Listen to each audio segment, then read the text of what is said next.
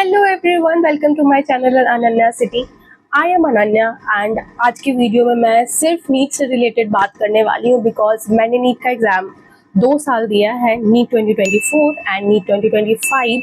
तो बहुत सारे फ्रेशर हैं, बहुत सारे ड्रॉपर्स भी हैं। ड्रॉपर तो मैं खुद भी हूँ, बट फ्रेशर्स जो अभी 11th में है, 12th में है, या जिन्होंने अभी जस्ट 12th किया है एंड अब वो प्रिपरेशन स्टार्ट करना चाह रहे हैं नीट के लिए, तो मैं उनको कुछ एडवाइस या कुछ क्वेश्चंस जो उनके मन में आ रहे होंगे, मैंने उनको लिख लिया है एक पेपर में। जो मेरे मन में भी डाउट आए थे जब मैं स्टार्ट कर रही थी प्रिपेयर करना, तो I am going to answer all this and I hope this video will be helpful for you. Okay, keep watching. तो जो सबसे पहला क्वेश्चन आता है प्रिपरेशन स्टार्ट करने में कि हम ऑफलाइन जाएं या ऑनलाइन जाएं, तो यहाँ पे दो स्टूडेंट का कैटेगरी है अभी। एक तो फ्रेशर है जो अभी जस्ट 11th एंड 12th में है, और जो ड्रॉपर्स हैं। तो पहले फ्रेशर के लिए मैं बोलूँगी आप ऑफलाइन ही जाओ। ज़रूरी नहीं है कि आप बड़े बड़े इंस्टीट्यूट में जाओ, बड़ी बड़ी जगहों पे जाओ, कोटा, दिल्ली या कहीं और भी। आप अपने घर में भी, अगर आपके आसपास आप देखो कोई अच्छा इंस्टीट्यूट है जो बहुत अच्छी ऑफलाइन 11th-12th की तैयारी करा रहा है, जो बहुत अच्छा बेस आपका बना रहा है, जो काफ़ी टाइम दे के बच्चों को समझा रहा है, क्योंकि आप बड़े इंस्टीट्यूट में जाओगे वहाँ बैच साइज काफ़ी ज़्यादा होता है। हो सकता है आपको कुछ समझ ना आए एंड उसमें आप फिर सोचो ओ मुझे तो आ ही नहीं रहा है, तो छोड़ो, पढ़ना छोड़ देते हैं, घूमते हैं इधर उधर जा करके। तो उन सब चीज़ों से बचने के लिए आई विल रिकमेंड कि आप कोशिश करो, अगर आपके घर के आसपास ही बहुत अच्छे इंस्टीट्यूट हैं, कुछ कोचिंग्स हैं जो आपको अच्छे से तैयारी करा सकते हैं, तो आप उनमें ज्वाइन कर लो, या आप बाहर भी जा सकते हो, बट आप ऑफलाइन ही जाओ अगर आप 11th-12th में अभी हो तो। तो for droppers it depends on आपने किस लेवल की पढ़ाई की है। पहले जब मैंने नीट 2024 का प्रिपरेशन स्टार्ट किया था, तो उस टाइम मैं बिल्कुल न्यू थी, मुझे कुछ भी नहीं पता था कि नीट के लिए कैसे प्रिपेयर करते हैं, ऑब्जेक्टिव क्वेश्चंस कैसे सॉल्व करते हैं, जिस वजह से I choose to go to offline institute.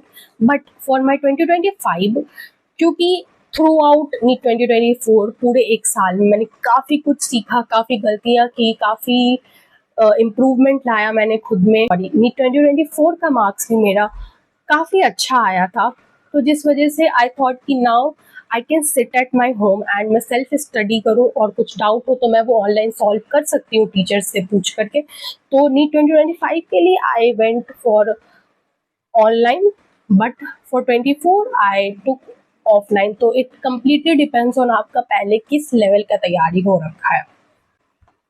And second, मैं एडवाइस दूंगी फ्रेशर्स को स्पेशली कि stick to one teacher, don't jump कि एक चैप्टर एक टीचर से पढ़ लिया, एक चैप्टर एक टीचर से पढ़ लिया, ये बहुत प्रॉब्लम क्रिएट करेगा आपको। एक ही टीचर आप फिक्स करो, उनसे समझने की कोशिश करो, उन्हीं के बताए हुए गए नोट्स आप लिखो, और उन्हीं से आप प्रैक्टिस करो, और उन्हीं से डाउट पूछो। वो फिर अगर आपको रिकमेंड करते हैं कि अगर आपको नहीं समझ आ रहा बेटा, तो आप चले जाओ, इधर चले जाओ, उधर चले जाओ, उन टीचर से पूछ लो, तो ही आप जाओ। वरना मैं आपको रिकमेंड करूंगी आप एक ही टीचर पे स्टिक करो। प्लीज इधर उधर मुंह मारते मत फिरो कि ओ एक चैप्टर इससे पढ़ लिया, एक चैप्टर उससे पढ़ लिया। और अगर कोई चैप्टर पसंद आया, इजी लगा, यूनिट एंड डायमेंशन इजी लग रहा है, वेक्टर्स इजी लग रहे हैं, तो उसी को पूरे एक महीने में पढ़ रहे हैं हम, उसी के सिर्फ क्वेश्चन सॉल्व करें, ये काम मत करना कभी भी, क्योंकि अभी आगे बहुत सारे चैप्टर्स हैं जिनका वेटेज बहुत ज़्यादा है नीट में, एंड आपको उनमें प्रो होने की बहुत ज़रूरत है। तो आप जल्दी मूव करना भी सीखो, डोंट स्टिक टू समथिंग जो आपको पसंद आ गया तो अब इसी पे स्टिक करेंगे, इसी को अच्छे से एक मंथ पढ़ लेंगे एंड आगे के चैप्टर्स को बस 2 दिन में ख़त्म कर लेंगे। ये काम कभी मत करना। And third advice I would like to give to droppers and freshers दोनों को कि प्लीज़, जो यूट्यूब पे लोग बोल रहे हैं ना कि हो सकता है नहीं 2026 का प्रिपेयर इतना ही टफ आएगा जितना 25 का आया है, तो मैं बता दूं कि कोई भी प्रिडिक्ट नहीं कर सकता कब क्या होगा। हो सकता है 26 में इजी पेपर आ जाए, हो सकता है इसी लेवल का पेपर रहे, तो कोई प्रिडिक्ट नहीं कर सकता इस चीज़ों को।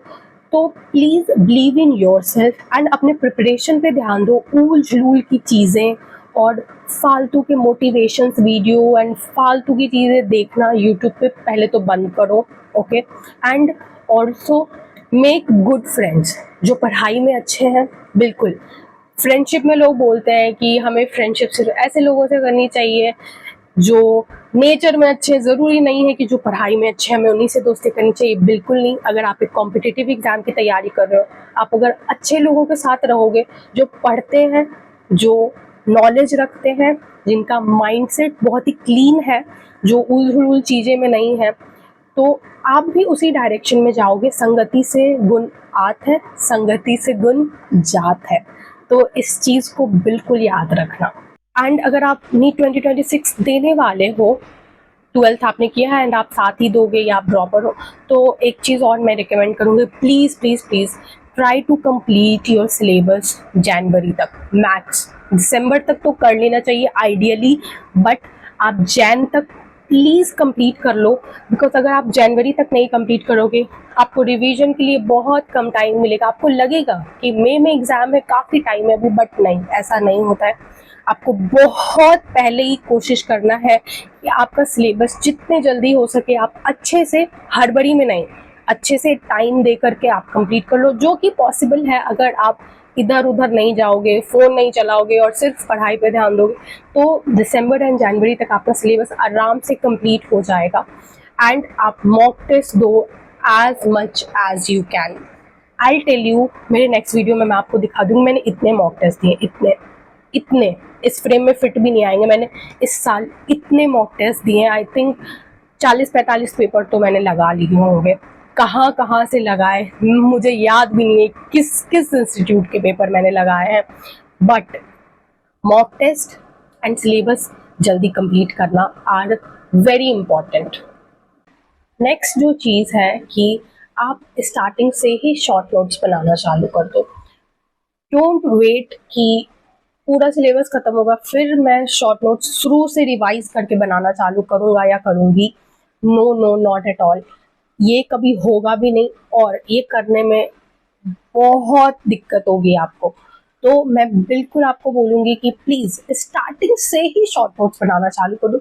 एक चैप्टर खत्म हुआ, उसको रिवाइज किया, उसके क्वेश्चंस बनाए, उसके PYQ बनाए, उसके डाउट्स क्लियर किए एंड उसका शॉर्ट नोट्स उसी टाइम बना लिया। एंड लास्ट क्वेश्चन की should I have plan B? तो मैं अपने बारे में बताऊँ, मैंने प्लान बी नहीं प्लान किया कभी भी। जब मैंने 24 के लिए प्रिपेयर किया तब भी नहीं, 25 इस साल के लिए मैंने जब प्रिपेयर किया तब भी नहीं। ना मैंने CUET भरा, ना किसी और कॉलेज का फॉर्म भरा, ना मैंने फॉरेंसिक का फॉर्म भरा, ना ही मैंने आइसर का फॉर्म भरा। मैंने कोई भी फॉर्म नहीं भरा, ओके। अभी रिसेंटली CET का भी फॉर्म आया हुआ था, मैंने वो फॉर्म भी नहीं भरा। मेरे घर वाले बोलते रहे कि फॉर्म भर दो भर दो, बट मैं अभी तक दिलुलू में हूँ। आप बोलो कि मेरा हो जाएगा, मैं वेट करती हूँ रिजल्ट का। यस, मैं अभी तक उसी चीज़ का वेट कर रही हूँ, बट मैं ये रिकमेंड बिल्कुल नहीं करूँगी। ये मेरी 2 साल की गलती है जो आप प्लीज़ कभी मत करना। Always have a plan B. ये सब इंस्टाग्राम पे ही अच्छा लगता है देखना कि oh you should not have a plan B distracts you. Don't do all this guys. वो इंस्टाग्राम तक ही रहने दो, रियल लाइफ में ये चीज़ अप्लाई नहीं होता है। Please have a plan B. कोई भी फॉर्म भर दो, आप उसको दो ना दो, प्लीज़ फॉर्म भर के रखो कि आपका टाइम वेस्ट ना हो, आपका साल बर्बाद ना हो। क्योंकि नीट साल में एक बार ही होता है, JEE की तरह ये साल में 2 बार नहीं होता। तो please be very mindful of आप किधर टाइम वेस्ट कर रहे हो और किधर टाइम वेस्ट नहीं कर रहे हो।